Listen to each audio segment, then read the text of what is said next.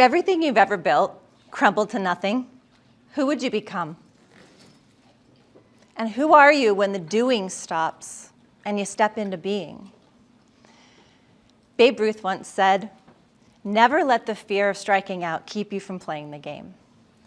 But what happens when fear takes hold and stepping up to the plate feels impossible? Those are some of the questions I had to face when my world shattered in 2013. We had lost all our businesses. We lost our income.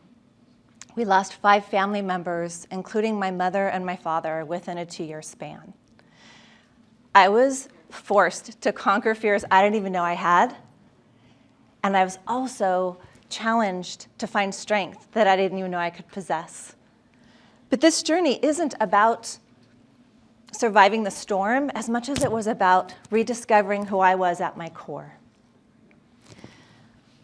When I launched my book, Stronger Than the Storm, I thought I had overcome my hardest part of my life. But as I stepped into the spotlight, fear hit me like a wave.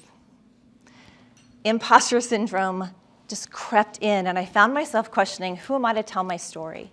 Who am I to show up and be seen? Who am I to teach others? Anybody ever been there? On the outside, I was confident, right? But on the inside, there was a whole inner battle going between self-doubt and a deep integrated fear of not being enough. This fear didn't live in my mind as much as it lived in my body. It was like I was frozen from moving forward with the things that I wanted to do.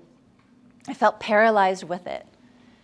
But it was built over years of trauma, stress, people-pleasing, and perfectionism.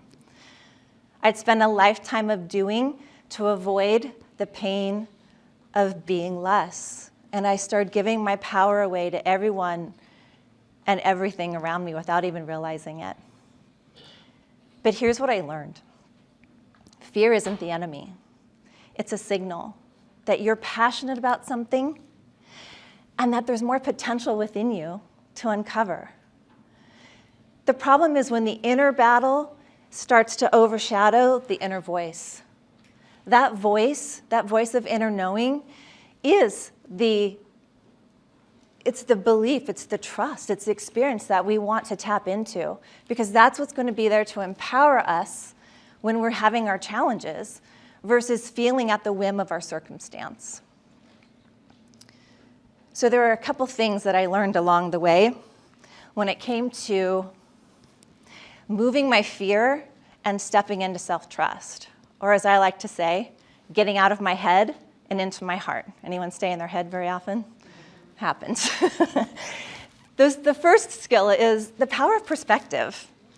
Shifting my perspective allowed me to see fear and doubt not as the roadblock, but as the signpost guiding me towards something more, which was seeing myself and believing in myself and becoming the woman on the other side of it.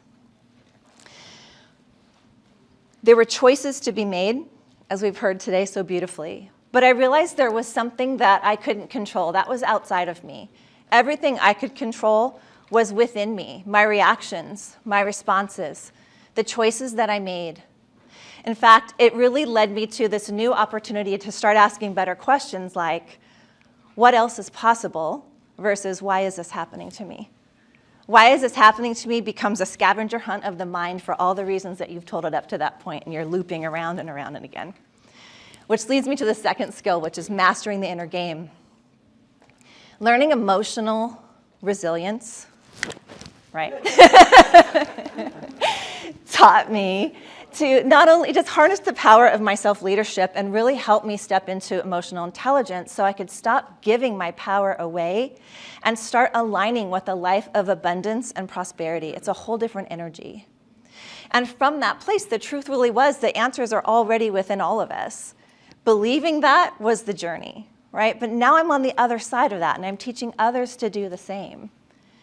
It becomes so empowering when you know that even though your deepest, darkest moments, you can actually fall into more of your own trust. Which leads me to my next point, which is expanded awareness. Expanded awareness really helped me pause, and it helped me reflect. And it helped me realize that there is a deeper truth underneath, hidden through the challenge. And so as we begin to access that, we can begin to really believe and build the trust that we need in ourselves when adversity hits, right? And so today, I wanted to walk you guys through your own experience of expanded awareness. And before we do that, we must recognize that the mind is a meaning-making machine. It'll make meaning to all kinds of things. But the body is the wisdom keeper. It's the wisdom keeper that holds the memories, the emotions, and the truths. And so as we recognize what has been going on with us in this lifetime as we're challenging through ups and downs, everybody here, almost everybody, raised their hand and said today, I have a problem or a challenge or an obstacle. We're human, we're gonna have them. But if you play along with me, I'd love to guide you through just something that will help you even access wisdom to that problem that maybe you didn't realize you had. And so we are going to close our eyes, and I'm going to invite you to do the same. And if it feels better to just lower your gaze, that's okay too. And in this moment, I would love for you to start taking 3 of those beautiful breaths we've been referring to today. Breathing in for 4 counts, and then exhaling, nice and big. Don't worry about your neighbor, they're exhaling too. And then at your pace, 2 more, breathing in and exhaling. And by the 3rd time, notice that your shoulders start to sink in just a bit more on that exhale. And notice also that you begin to sit more grounded in your chair in this moment of being.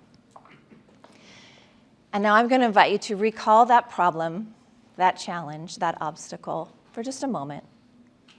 And really get to know in your body how you know that's a problem for you. It can be big, it can be small. And I'm going to invite you to slowly open your eyes and find a spot on the wall just above eye level. And you're going to be staying here with your focus and attention. And as you focus all of your attention on that spot, you're going to be here for a minute, so get comfortable. Okay? It's as if this black hole opens up and begins sucking all of the problem from your mind and your body. Every thought, every emotion, every judgment, every opinion. And as it begins to leave the body, you might also even notice your face muscles and neck muscles relaxing just a bit more.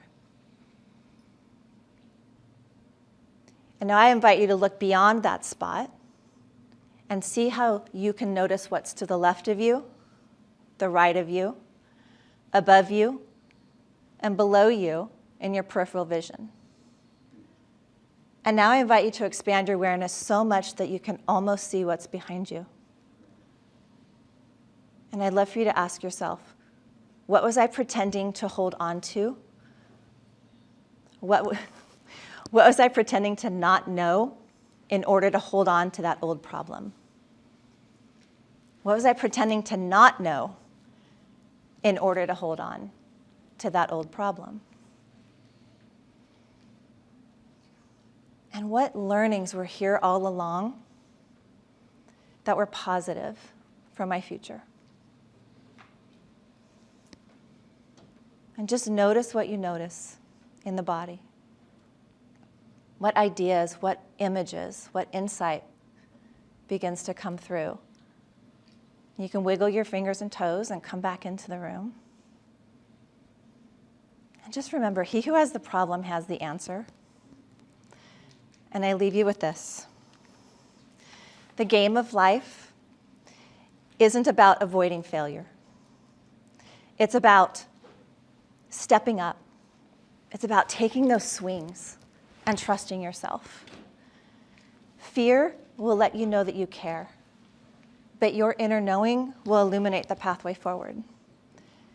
That very next swing could be the thing that changes your life forever. Thank you.